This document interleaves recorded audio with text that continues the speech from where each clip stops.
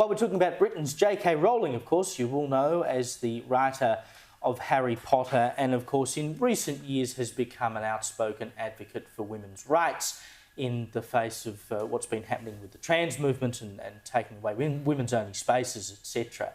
And in the wake of all of that, you saw people like Daniel Radcliffe and Emma Watson, who of course were in the Harry Potter films, speaking out against JK Rowling and denouncing the terrible transphobia that she has been spewing out in suggesting that women should be able to have rights. I know it's all terribly radical, isn't it? But the culture has turned a little bit. The tide has turned a little bit, and particularly over in the UK, you know, places where they had the Cass report and they're getting rid of gender clinics, etc. I know we've been a bit slow on the uptake here in Australia, but the discussion on transgender issues has moved overseas.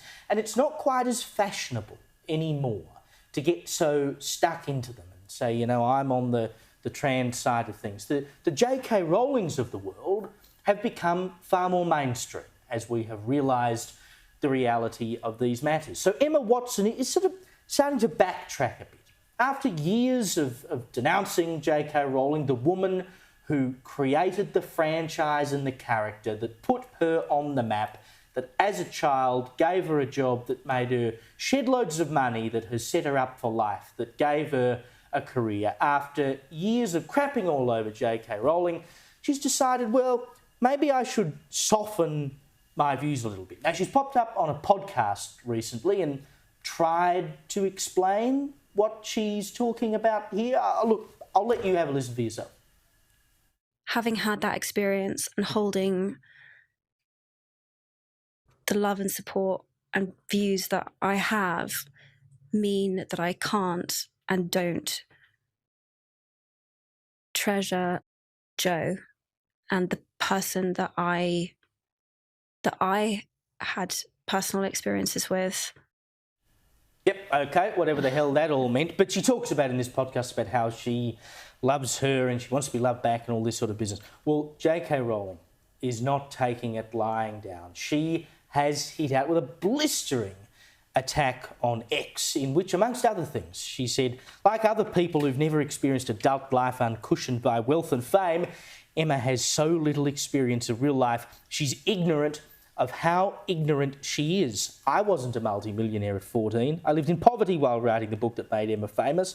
I therefore understand that from my own life experience what the thrashing of women's rights in which Emma has so enthusiastically participated means to women and girls without her privileges.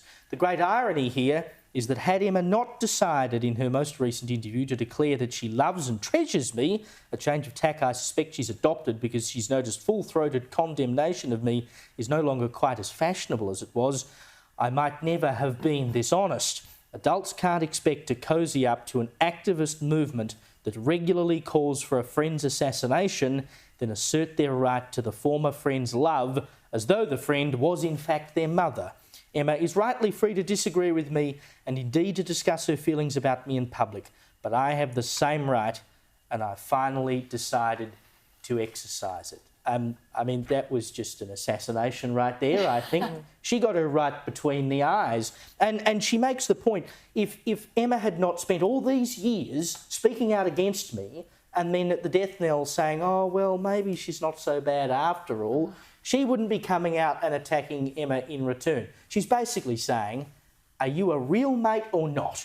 And you've proven yourself not to be a real mate. Yeah, and she's only coming crawling back winsomely, going, maybe there's room here for some sort of rekindling, because she realises the tides have turned.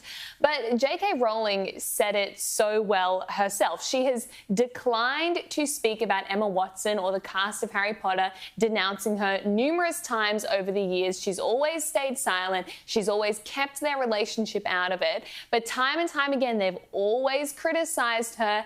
And while she was getting death threats, while she was having to hire extra security and was worried about the safety of her family. That's what she had to go through for years, and they continued to pour fuel on the fire of hatred against her.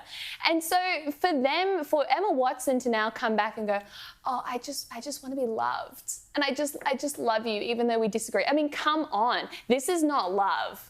And JK did say she will never be able to forgive Emma Watson or Daniel Radcliffe or any celebrity that was out there supporting a movement that was hell-bent against eroding women's rights. And JK also made a very good point when she's talking about Emma being ignorant without realising that she's being ignorant because of things like, with Emma's position, she will never have to use a public bathroom that doesn't have a security guard waiting out the front.